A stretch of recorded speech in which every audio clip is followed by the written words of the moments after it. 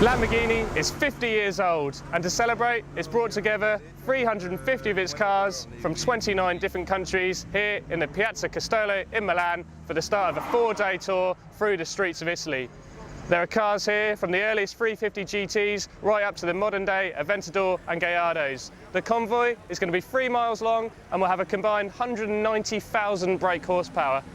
Our car for the tour is a Gallardo Performante, which is essentially an open-top version of the Superleggera, and to help stand out in this rather illustrious crowd, we've gone for the Edizione Tecnica package, which brings with it bright red paint, lots of carbon fibre and a big fixed rear wing.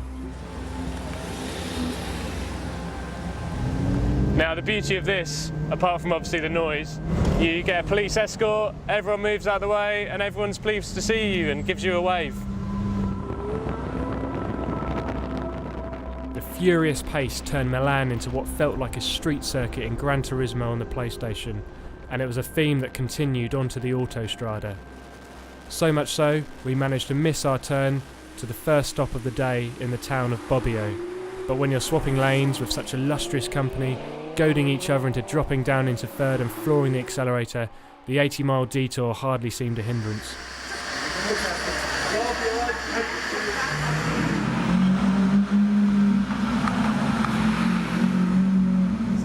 With the morning running behind us, we've ended up in the picturesque town of Bobbio. And the morning has shown us two things about Lamborghini: they look great and they sound great. We'll hear even more this afternoon as we head down the long, noisy tunnels through the west coast of Italy. But for now, I think this Aventador and the crowds around it shows how good Lamborghinis can look and the crowds they can bring.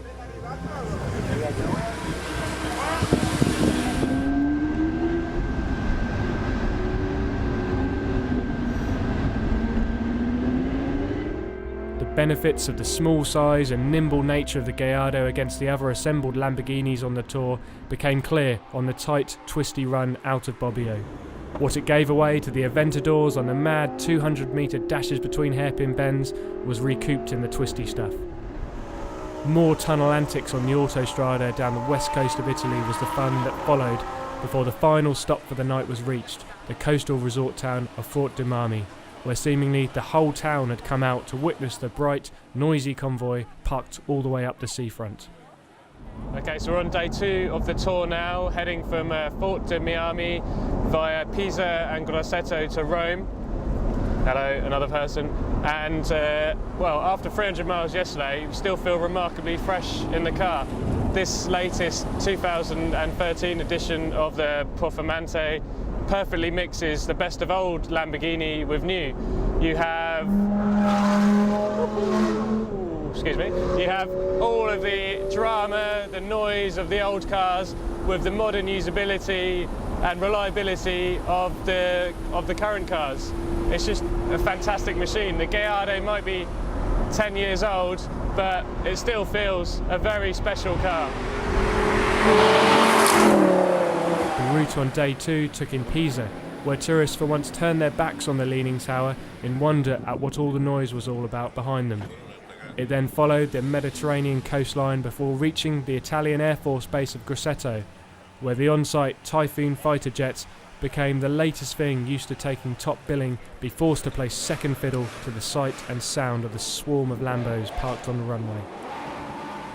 Most motorists who witnessed the convoy on the drive were driving one-handed, their other hands holding a phone, filming the rather expensive queue of cars next to them. The children in the towns it passed through wanted high fives and to hear a V10 engine rev to the red line. Having earlier split into mini convoys, the convoy was regrouped by the police escort for the final 100-mile dash into Rome. It was on this run where the convoy was at its most spectacular. A look in the rearview mirror would reveal more than 100 Lamborghinis in formation, weaving along the road next to the Mediterranean and onto the cobbled roads of the Eternal City. Pretty spectacular.